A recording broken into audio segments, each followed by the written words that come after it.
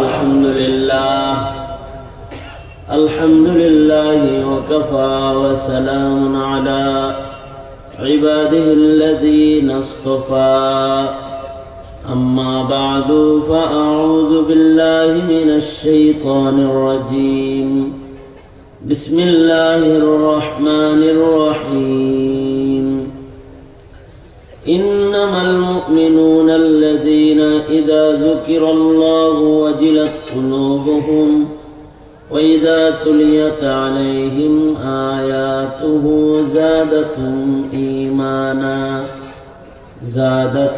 إيمانا وعلى ربهم يتوكلون الذين يقيمون الصلاة ومما رزقناهم ينفقون أولئك هم المؤمنون حقا لهم درجات عند ربهم ومغفرة ورزق كريم وقال النبي صلى الله عليه وسلم أول ما يحاسب به العبد يوم القيامة الصلاة وقال النبي صلى الله عليه وسلم من سره أن يكون أقوى الناس فليتوكل على الله أو كما قال عليه الصلاة والسلام اللهم صل على محمد وعلى آل محمد كما صليت على إبراهيم وعلى آل إبراهيم إنك حميد مجيد اللهم بارك على محمد وعلى آل محمد كما باركت على إبراهيم وعلى آل إبراهيم إنك حميد مجيد الحمد لله জামিয়াত ইব্রাহিম আলাইহিস সালাম মাদ্রাসা আয়োজিত দুদিন ব্যাপী মাহফিলের আজকের প্রথম রজনী মুহতারাম সভাপতি উপস্থিত হযরত বুজুর্গ উলামায়ে কেরাম সম্মুখপানে সমবেত দিন প্রিয় ইসলাম প্রিয় দিনদার ইমানদার মুমিন মুসলমান ভাইরা বুড়া বাবারা যুবক ভাইরা পর্দার আড়ালের মা বোনেরা আল্লাহর দরবারে শুকর আল্লাহ তাআলা দ্বীনি নসিহতের মজলিসে উলামাদের সোহবতে জান্নাতের বাগানে আমাদের আসার বসার তৌফিক দান করেছেন শুকরগুজার হই শুকরিয়াতান কালিমাতুশ শুকর পড়ি জবান খুলে মোহাব্বতের সাথে ভক্তি ভরে আওয়াজ করে সমস্বরে উচ্চ কণ্ঠে একযোগে একসাথে বলি আলহামদুলিল্লাহ। যোগ্য বুজুর্গ ওলামা হযরতগণ এ পর্যন্ত আপনাদের সামনে গুরুত্বপূর্ণ নসিহত করেছেন আল্লামা আব্দুল বাসিত খান সাহেব দামাত বরকাতুহুম গুরুত্বপূর্ণ নসিহত করেছেন। আমি বরকতের নিয়তে সূরাতুল আনফালের শুরু ভাগ থেকে আপনাদের সামনে তেলাওয়াত করেছি, দুই জায়গা থেকে হাদিস পড়েছি। এগুলোকে সামনে করে একটি সবক আপনাদের সামনে তাকরার করা মাকসাদ। আল্লাহ তাআলা কিছু উপকারী কথা আলোচনা করার তৌফিক দান করেন আমিন। সারা দুনিয়া ব্যাপী মুসলমানদের এমন এক অধঃপতন দৃষ্টিতে পড়তেছে যা মুসলমানদের স্বাভাবিক জীবনযাত্রা, স্বাধীন জীবনযাত্রা, সাহসী জীবনযাত্রাকে স্তিমিত করে দেওয়ার মতো। সারা দুনিয়াতে এমন একটা খণ্ড নাই জমিন যেখানে মুসলমানরা শান্তিতে আছে। সর্বত্রই মুসলমানদের উপরে অত্যাচার চলতেছে, জুলুম চলতেছে, নির্যাতন চলতেছে। সারা দুনিয়ার কুফরি শক্তি সবাই ঐক্যবদ্ধ হয়েছে মুসলমানদেরকে এই জমিন থেকে শেষ করে দেওয়ার জন্য। যত দেশ আছে সকল জায়গায় সকল রাষ্ট্রে মুসলমানরা নির্যাতিত, মুসলমানরা অবহেলিত, মুসলমানরা গোলামীর জিঞ্জিরে আবদ্ধ।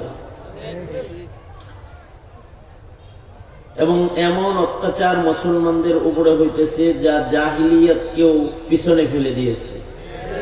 আইয়ামে জাহিলিয়াতেও এমন নির্যাতন হয় নাই, হাল জমানার মুসলমানদের উপরে যেই নির্যাতন চলতেছে। জ্যান্ত মানুষকে আগুনে পোড়ায়া শহীদ করতেছে, কেরোসিন ঢাইলা আগুন দিয়ে পোড়ায়া মুসলমান মেরে ফেলতেছে, চুলায় আগুন ধরায় ওর ভিতরে মুসলমানদের জ্যান্ত দেহ রশি দিয়ে বান্দা ঢুকায় দিতেছে, পা উপরে দিয়ে মাথা নিচের দিকে দিয়ে ঝুলায়া মুসলমানকে পিটায়া শহীদ করতেছে। মুসলমানদেরকে গলা কেটে কেটে হত্যা করা হচ্ছে, শহীদ করা হচ্ছে। আফ্রিকা, চায়না, শ্রীলঙ্কা, ফিলিস্তিন, এমন কোন জায়গা নাই যেখানে মুসলিম নির্যাতন নজরে পড়তেছে না। বন্দিশালার ভিতরে মুসলমানদেরকে আটকায় রেখে শুকুরের গোশত, কুকুরের গোশত খাওয়ানো হচ্ছে। একেবারে আমাদের বাংলাদেশের পাশের যে দেশগুলো আছে, যেমন বার্মায় এখনো মুসলিম নির্যাতন চলছে। লক্ষ লক্ষ মুসলমান জীবন বাঁচানোর জন্য সাগর পার হয়ে বাংলাদেশে পাড়ি জমাইছে। মায়ের সাথে সন্তানের সামনে জেনা ব্যভিচার, ভাইয়ের সামনে বোনের সাথে অত্যাচার অনাচার, স্বামীকে বেঁধে রেখে তার স্ত্রীর ইজ্জত লুণ্ঠন, শুধু ধর্ষণ, গণধর্ষণ তা না, নির্যাতনের মাধ্যমে তাদেরকে শহীদকরণ, এমনকি গর্ভবতী মহিলাদের পেট চিরে বাচ্চা বের করে গলা টিপে হত্যা করা হইতেছে। মুসলমানরা তাদের ইবাদত গাহে ইবাদত করবে, ওই স্বাধীনতাও নাই। মুসলমানদের মসজিদগুলোকে আগুন দিয়ে পোড়ায়া ছাই বানায়া দেওয়া হইতেছে, মাদ্রাসাগুলো আগুন দিয়ে জ্বালায়া দেওয়া হইতেছে। এতো বার্মার আরো নিকৃষ্ট হালাত হলো মুসলমানের মাথার মগজ, কলিজা। আমাদের 17 কোটি মুসলমানের জন্য ভারতের মুসলমানের চাইতে অনেক বেশি জঘন্য। এই যে আমাদের অধঃপতন, এই অধঃপতন কেন, এটা খুঁজে বের করার জরুরত পড়েছে। কেন আমাদের এই অধঃপতন? আমরা তো সারা দুনিয়াতে এখন মুসলমানদের সংখ্যা বেশি। ছেলে বলতে চাইছে, ছেলে বলে ওগর সরকার আপনি বললে গর্দান কেটে হাজির করবো। আল্লাহ রাসূল রাহমাতুল লিল আলামিন, আল্লাহর রাসূল তো আদর্শের নবী, সন্ত্রাসী নবী না, জঙ্গি না, জঙ্গি না যে বিপক্ষে দেহে তারা মাইরা আলেন। বিপক্ষে এজন্য তাকে বন্দী করে দিবে এরকম না। আল্লাহর রাসূল সাল্লাল্লাহু আলাইহি ওয়াসাল্লাম প্রতিশোধী না, ইন্তেকাম প্রতিশোধ লেনে ওয়ালা না। আল্লাহর রাসূল হলেন লা তাসরিবা আলাইকুমুল ইয়াউমের আদর্শ নবী। সুবহানাল্লাহ। ইউসুফ নবী যেমন তার ভাইদেরকে বলছেন লা তাসরিবা আলাইকুমুল ইয়াউম, ওয়াই ফলাইছিলা মাফ করে দিছি, যাও। আল্লাহর রাসূল দুশমনদেরকে বলেছেন লা তাসরিবা আলাইকুমুল ইয়াউম, জানতেন দুশমন, তারপরেও নবীজি কখনো, আল্লাহর রাসূল কখনো ইন্তেকাম নিতেন না। যদি ভালো হয়ে যায় আবার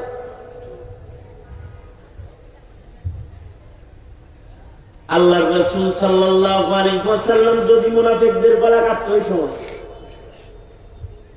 তাহলে দুনিয়াতে জঙ্গিবাদ প্রতিষ্ঠা পাওয়া যেত। আরে প্রতিশোধ নিলে জঙ্গিবাদ প্রতিষ্ঠা পায়, প্রতিশোধ নিলে।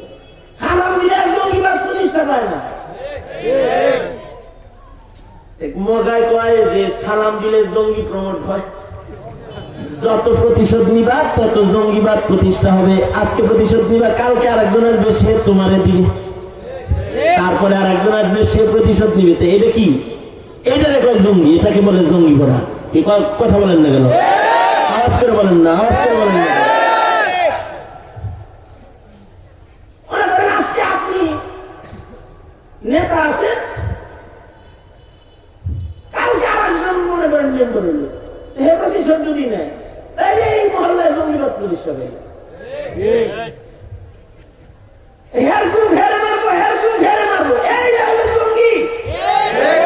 ইসলামের কথা বললে জঙ্গি, হারামের কথা বললে জঙ্গি।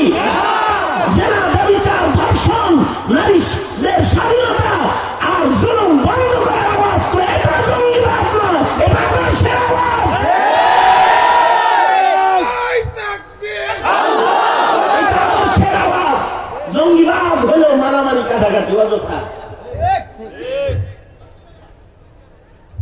আল্লাহ রাসূল সাল্লাল্লাহু আলাইহি ওয়াসাল্লাম জানতেন অমুক মুনাফিক, অমুক মুনাফিক, অমুক মুনাফিক। আসমানের নাম লেখা আছে, আল্লাহর রাসূল জানে, জিবরাইল আল্লাহর রাসূলকে জানাইছে। তারপরে আল্লাহর রাসূল প্রতিশোধ নেয় না। যদি কালেমা পড়ে, যদি ভালো হয়। আল্লাহর রাসূল সাল্লাল্লাহু আলাইহি ওয়াসাল্লাম সন্তান এসে বলে আব্বার গলা কাটলে, আব্বা মুনাফিক। আল্লাহ রাসূল কয় না, ইসলাম মারামারি পছন্দ করে না। সাহাবী মনে মনে ভাবছে, রাসূল যেহেতু আমার বাপের মারতে দেয় নাই, তাহলে জানাজা পড়াইলে মনে হয় মাফ করে দিব। আয়েশা আবেগ নিয়ে বলে, ও আল্লাহর নবী, আমার বাপের জানাজাটা আপনার কাছে আমি ভিক্ষা চাই, আপনি জানাজা পড়লে হয়তো আল্লাহ আমার আব্বারে মাফ করে দিবে।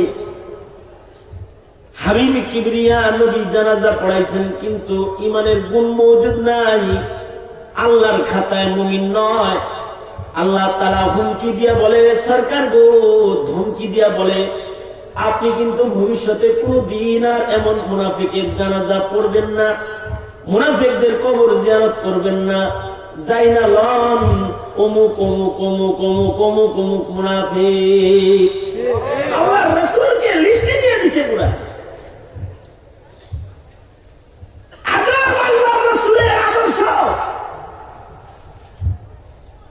এই কারণে মুসলমানদের জন্য যে কোনো কাফেরের কাছে নিরাপত্তা নাই মুসলমানের, কিন্তু মুসলমানের কাছে সকল কাফেররাও নিরাপদ। মুসলমানের কাছে ইসলাম মানেই শান্তি, আর মুসলমানদের ওরা কয় জঙ্গিবাদ। অথচ কাফেরদের কাছে মুসলমানরা জানের খাতরা, আর মুসলমানের কাছে মুনাফিক ও আমন সালামত। মুসলমানের কাছে কাফেররাও আমন সালামত, কাফেরদের কোনো নিরাপত্তার অভাব নাই মুসলমানের কাছে। এই কারণে মুসলমানরা কোনো কাফিরের উপাসনালয় ভাঙে না, মুসলমানরা কোনো হিন্দুর বাড়িঘর জ্বালায় না। বৌদ্ধরা বসবাস করে, আজ পর্যন্ত 17 কোটি মুসলমান কোনদিন ওদেরকে জুতা পিটা করতে যায় নাই, বলে নাই যে হিন্দুদের দুই গালে জুতা মারি, তালে তালে বলে নাই। কারণ মুসলমানরা এক বুক আবেগওয়ালা ধর্মের অনুসারী, যেই ধর্মের ভেতরে কোনো মারামারি নাই, ত্রাস নাই, ভীতি নাই, শান্তি, যে ধর্মের নামই হইল শান্তি। ইসলাম শান্তির ধর্ম, শান্তির স্লোগান নিয়ে পৃথিবীতে ইসলাম আগমন করেছে। অশান্তি নাই, ইসলামের পতাকার নিচে কোনো কাফেরেরও ভয় নেই, এমনকি কোনো মুনাফিকেরও জানের খতরা নেই। মুনাফিক তো কাফেরের চাইতে বেশি খারাপ। আচ্ছা, মুনাফিক যে কাফেরের চাইতে খারাপ, এই কথাটা কার কথা? মৌলবীর কথা? এই কথাটা কে বলছে? আওয়াজ করে বলেন, কে বলছে? ইন্নাল মুনাফিকিনা ফিদ দারকিল আসফালি মিনান নার। মুনাফিকরা জাহান্নামের সবচেয়ে নিম্ন স্থানে থাকবে। ঘোষণা কার? আল্লাহর। তাহলে মুনাফিকরা কি কাফেরের চাইতে ভালো না খারাপ? আওয়াজ করে বলেন, মুনাফিকরা কি কাফেরের চেয়ে ভালো না খারাপ? কাফেররা কি মসজিদে থাকে? কাফেররা আমাদের মসজিদে আসে? কাফেররা আমাদের ঈদগাহে আসে? কাফেররা আমাদের ওয়াজে আসে? আমরা কাফেরদের পূজায় যাই, আমাদের ছেলেরা, ওরা আমাদের ওয়াজে আসে না। ওরা আমাদের মসজিদে জুমার নামাজ পড়তে আসে না। কিন্তু মুনাফিক জুমাবারেও আসে, মুনাফিক ওয়াজেও আসে, মুনাফিক নামাজেও আসে, আজান দিলে মসজিদেও আসে। কিন্তু মুমিনের লিস্টের নাম নাই, মুনাফিকের লিস্টের নাম। মুনাফিকের আলামত আল্লাহর রাসূল বলেছেন তিনটা। মুনাফিকের আলামত তিনটা। মুনাফিক যখন কথা কয় তখন মিথ্যা কথা বলে। মুনাফিক আমানতের খেয়ানত করে। মুনাফিক ওয়াদা দিলে খেলাফ করে। এই তিনটা দোষ যদি কারোর ভেতরে একসাথে পাওয়া যায়, বুঝতে হবে তার ভিতরে মুনাফিকি বাসা বাঁধছে। কয়টা দোষ? আলামাতুল মুনাফিকি সালাসাতুন। মুনাফিকের আলামত মোট কয়টা? বলেন বলেন কয়টা? এই সবকটা ইয়াদ করেন, কয়টা? মুনাফিকের আলামত কয়টা? এক নাম্বার কি? মিথ্যা কথা কয়। যখন কথা কয় তখন মিথ্যা কথা কয়। মিথ্যা কথা তাহলে বলবেন? মিথ্যা কথা বলবেন? জান গেল, হ্যাঁ, ইডনি খাইলেও, লস হইলেও বলবো না, ইনশাআল্লাহ বলেন। হাত তুলে ওয়াদা করেন, হাত তুলে ওয়াদা করেন, বলেন ইয়া আল্লাহ। আরো জোরে করে বলেন ইয়া আল্লাহ। ওয়াদা করিতেছি আর মিথ্যা বলিব না। হাত নামান। কয়টা আলামত? কয়টা? এক নম্বর মিথ্যা কথা বলা যাবে না। মুনাফিক মিথ্যা বলে। মুনাফিক আমানতের খেয়ানত করে। মুনাফিকের কাছে সামনের ফাঁকা জায়গা যদি পোড়া করে দেন, তাহলে যারা দাঁড়িয়ে আছে তাদের বসার জায়গা হবে। আবার বসতে বললে যদি আবার জায়গা ওই সিটে দাঁড়ায় দাঁড়ায় হলো, এলো কথা এটা আমার সম্ভাবনা আছে।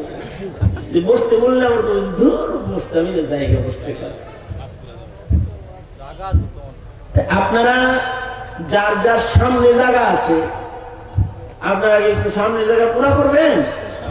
জোরে জোরে জিকির করেন আর সামনে বলেন লা ইলাহা ইল্লাল্লাহ। জয়